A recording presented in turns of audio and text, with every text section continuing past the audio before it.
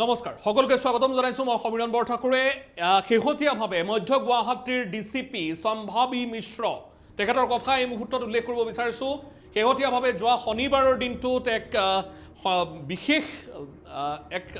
পৰিৱেশৰ সূচনা ঘটিছিল এগৰাকী সাংবাদিকৰ লগত কি ঘটিছিল আমি প্ৰথমেই উল্লেখ কৰিব বিচাৰিছোঁ আৰক্ষীৰ কৃতকাৰ্যতাৰ কথা উল্লেখ কৰিবলৈ সংবাদ মাধ্যমৰ সন্মুখলৈ আহিছিল ডিচিপি সম্ভাৱী মিশ্ৰ আৰু সম্ভাৱী মিশ্ৰ সংবাদ মাধ্যমৰ সন্মুখলৈ অহাৰ পিছতেই বিভিন্ন ধৰণে নিজৰ কৃতকাৰ্যতাৰ কথা কৈ আছিল আৰু তেনে মুহূৰ্ততে এগৰাকী জনপ্ৰিয় বাতৰি কাকতৰ সাংবাদিকে এটা প্ৰশ্ন সুধিছিল যে ইন্দ্ৰাণী তহবিলদাৰ নামৰ যিগৰাকী মহিলাই আত্মহনন কৰিছিল চান্দমাৰী থানাত যিটো গোচৰ ৰুজু হৈ আছিল সেই গোচৰটো কোন পৰ্যায়ত আছে সেই বিষয়টোত অসন্তুষ্ট হৈ পৰিছিল ডিচিপিগৰাকী আৰু তাৰ পিছতেই যি সময়ছোৱাত সংবাদ মাধ্যমক সম্বোধন কৰা শেষ হৈছিল যি সময়ছোৱাত সাংবাদিকসকলে চাহ খাবলৈ আৰম্ভ কৰিছিল সেই মুহূৰ্তত সাতগাঁও থানাৰ অ'চিগৰাকীয়ে শামছুল ৰহমান নামৰ সাংবাদিকগৰাকীক মাতি পঠিয়াইছিল মাতি পঠোৱাৰ পিছত কি হৈছিল প্ৰথমতে আপোনালোকক শুনাই ল'ব বিচাৰিছোঁ যে প্ৰশ্নটো ভুক্তভোগী সাংবাদিকগৰাকীয়ে কি কৰিছিল আমি এটা প্ৰশ্ন কৰিছিলোঁ যে যিহেতু অভিন্ন দাস চান্দমাৰীৰ ইন্দ্ৰাণী তহবিলদাৰ নামৰ এজন বিজেপি নেত্ৰী আত্মহত্যাৰ গোচৰত অভিযুক্ত আছিলে সেই গোচৰটো মানে বৰ্তমান কি পৰ্যায়ত আছে ইয়াৰ পিছত সেই সাংবাদিকগৰাকীয়ে চাহ খাই আছিল চাহ খাই থকাৰ সময়ছোৱাত কি হ'ল আমাৰ সকলো সাংবাদিকৰ সন্মুখতে বিভিন্ন ধৰণে গালি গালাজ পাৰে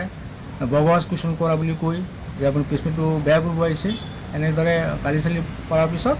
প্ৰেছমিটটো শেষ হ'ল তাৰপিছত আমি বাহিৰলৈ ওলাই আহোঁ বাহিৰলৈ ওলাই আহোঁতে পুলিচে চাহ খাব দিলে চাহ খাই থকা অৱস্থাত 5 মিনিট পিছত সাতগাঁও থানাৰ অ'চি আহি পেলাই মোক ক'লে যে ৰহমান আপোনাক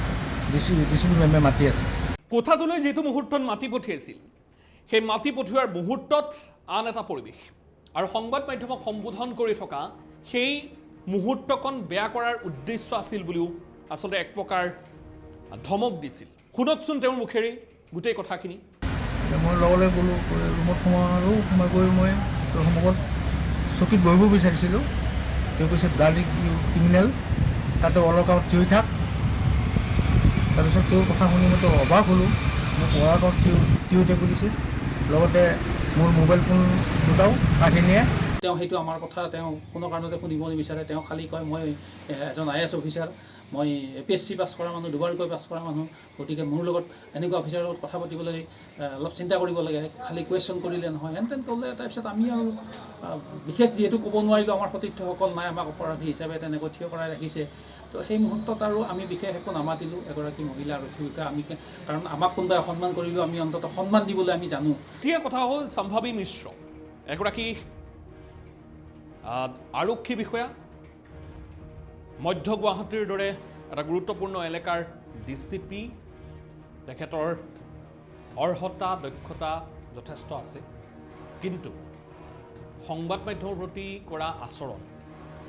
বা এগৰাকী জ্যেষ্ঠ ব্যক্তিৰ প্ৰতি কৰা আচৰণ বৰ্তমান সময়ছোৱাত গৰিহণাযোগ্য আৰু বৰ্তমান সময়ছোৱাত বহু ব্যক্তিয়ে বহু অনুষ্ঠান প্ৰতিষ্ঠানে বৰ্তমান সময়ছোৱাত গোটেই ঘটনাটোৰ এটা নিৰপেক্ষ তদন্ত দাবী কৰিছে স্বাভাৱিকতে এগৰাকী আৰক্ষী বিষয়াৰ বহুখিনি কৰণীয় থাকে আৰক্ষী বিষয়াই সদায় বিচাৰে যে কেনেধৰণে সমস্যাসমূহ নিৰ্মূলকৰণ হওক অপৰাধ কেনেধৰণে নিয়ন্ত্ৰণত থাকক তেনে সময়ছোৱাত সংবাদ মাধ্যমৰ দায়িত্ব যে ক'ত কি ঘটনা সংঘটিত হৈছে তাৰ নিখুঁত খবৰ জনতাক জনোৱা এনে সময়ছোৱাত এটা চৰ্চিত খবৰ ইন্দ্ৰাণী তহবিলদাৰৰ প্ৰসংগ অভিমন্যু দাসৰ প্ৰসংগও যথেষ্ট চৰ্চিত তেনে সময়ছোৱাত এগৰাকী সংবাদ কৰ্মী বা সাংবাদিকে এটা প্ৰশ্ন সুধিছিল এই প্ৰশ্ন নিশ্চিতভাৱে কোনো অদৰকাৰী প্ৰশ্ন নহয় বা আৰক্ষীক সুধিবলগীয়া প্ৰশ্নই আছিল তেনে মুহূৰ্তত কিয় তেনেধৰণৰ ব্যৱহাৰ কৰিলে ক'ৰবাত নহয় ক'ৰবাত কেৱল কৃতকাৰ্যতাৰ খবৰটোহে খবৰ বুলি গণ্য কৰি বাকী খবৰসমূহক যিসমূহত আঁসোৱাহ ৰৈ গৈছে এই কথা বতৰাবোৰত ক'ৰবাত নহয় ক'ৰবাত তেওঁলোকে অসন্তুষ্টি ব্যক্ত কৰাৰ কাৰণ কি নে কেৱল আৰক্ষীৰ সফলতাৰ গুণগান গোৱাটোৱে এগৰাকী সাংবাদিকৰ কৰ্তব্য বৰ্তমান মুহূৰ্তত এই বিষয়টোক লৈ বিভিন্ন দল সংগঠনে প্ৰতিক্ৰিয়া ব্যক্ত কৰিছে আৰক্ষী সঞ্চালকগৰাকীয়ে যে বিষয়াগৰাকীৰ ওপৰত যেতিয়ালৈকে তেওঁক দোষী সাব্যস্ত নকৰে তেতিয়ালৈকে আমি শান্ত নাথাকোঁ বৰ আশ্চৰ্যজনক। এই কাৰ্যক আমি চন্দ্ৰপুৰ আঞ্চলিক ছাত্ৰ সন্থাই তীব্ৰতৰভাৱে গৰিহণা জনাইছোঁ। সাংবাদিকসকল হৈছে গণতন্ত্ৰৰ চতুৰ্থ স্তম্ভ আৰু তেওঁলোকে প্ৰশ্ন কৰাটো তেওঁলোকৰ মৌলিক দায়িত্ব। এই প্ৰশ্ন কৰাৰ বাবে যদি এনেকৈ দুৰ্ব্যৱহাৰ কৰে, এই কাৰ্যক আমি চন্দ্ৰপুৰ আঞ্চলিক ছাত্ৰ সন্থাই কেতিয়াও মানি নলওঁ। তেওঁ সেইটো আমাৰ কথা তেওঁ কোনো কাৰণতে শুনিব নিবিচাৰে। তেওঁ খালী কয় মই এজন IAS অফিচাৰ, মই APSC পাছ কৰা মানুহ, দুবাৰকৈ পাছ কৰা মানুহ, গতিকে মোৰ লগত এনেকুৱা অফিচাৰৰ লগত কথা পাতিবলৈ অলপ চিন্তা কৰিব লাগে, খালী কুৱেশ্যন কৰিলে নহয়, হেন তেন ক'লে। তাৰপিছত আমি আৰু বিশেষ যিহেতু ক'ব নোৱাৰিলোঁ, আমাৰ সতীৰ্থসকল নাই, আমাক অপৰাধী হিচাপে তেনেকৈ থিয় কৰাই ৰাখিছে। তো সেই মুহূৰ্তত আৰু আমি বিশেষ একো নামাতিলোঁ এগৰাকী মহিলা আৰক্ষীকে। আমি কাৰণ আমাক কোনোবাই অসন্মান কৰিলেও আমি অন্ততঃ সন্মান দিবলৈ আমি জানো। মই প্ৰেক্টিকেলি তাত নাছিলোঁ যদিও, কিন্তু এইটো খুব দুৰ্ভাগ্যৰ কথা। এজন প্ৰশাসনিক বিষয়াই যদি সৰ্বসাধাৰণ মানুহক তেনেকুৱা ধৰণৰ অপদস্থ কৰে বা ভীতি প্ৰদৰ্শন কৰে, তেতিয়াহ'লে আমি ন্যায় ক'ত পাম? আচলতে প্ৰশাসনিক বিষয়াৰ কৰ্মই হ'ল শান্তি, সুৰক্ষা, ন্যায়। এই তিনিটা হ'ল প্ৰধান কথা। এই প্ৰধান কথাকেইটাৰ ওপৰত আস্থা ৰাখি আমি পুলিচৰ ড্ৰেছটো দেখিলেই বা প্ৰশাসনৰ মানুহ দেখিলেই আমি সমীহ কৰোঁ বা সন্মান কৰিব বিচাৰোঁ। এই সন্মানটো যদি তেখেতসকলে বৰ্তাই ৰাখিব নোৱাৰে, তেতিয়াহ'লে খুব দুৰ্ভাগ্যৰ কথা। এইটো অকল আমাৰ চন্দ্ৰপুৰ বুলি নহয়, এতিয়া আমি যিটো দেখি আছোঁ, এতিয়া প্ৰচাৰ মাধ্যমত আমি দেখি আছোঁ,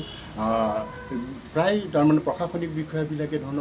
এনেকুৱা ধৰণৰ মাৰপিট কৰে বা অত্যাচাৰ কৰে, তেনেকুৱাটো পাই আহি আছোঁ। ভীতি প্ৰদৰ্শন কৰে, ৱাৰ্ণিং দিয়ে, তেনেকুৱাটো হ'ব নালাগিছিল, আচলতে হ'ব নালাগে। এতিয়া আমাৰ সৰ্বসাধাৰণ মানুহ অজ্ঞানী, তেখেত এজন অফিচাৰ, তেখেত ইমান ডাঙৰ অফিচাৰ এজনে যদি সৰ্বসাধাৰণ মানুহক ভীতি প্ৰদৰ্শন কৰে, ৱাৰ্ণিং দিয়ে, প্ৰশ্ন এটা কৰিব যাওঁতে আমি নজনা মানুহে প্ৰশ্ন কৰিব গৈছোঁ, জনাৰ কাৰণে প্ৰশ্ন কৰিব গৈছোঁ। জনাৰ কাৰণে প্ৰশ্ন কৰাটো যদি অপৰাধ হয়, তেতিয়াহ'লে আমি কি কৰিব লাগিব? উগ্ৰবাদ হ'লেও প্ৰশাসনৰ ফালৰ পৰা বা সমাজৰ ফালৰ পৰা আমি বেয়া পাওঁ, কিন্তু যদি সহজ সৰলভাৱে, বিনষ্টভাৱে, যদি অস্ত্ৰবিহীনভাৱে, যদি শান্তিপূৰ্ণভাৱে যদি কাৰোবাক কিছু প্ৰশ্ন কৰা যায়, তাতো যদি অপৰাধ হয়, তেতিয়াহ'লে আমি কোন পথেৰে যাম? গতিকে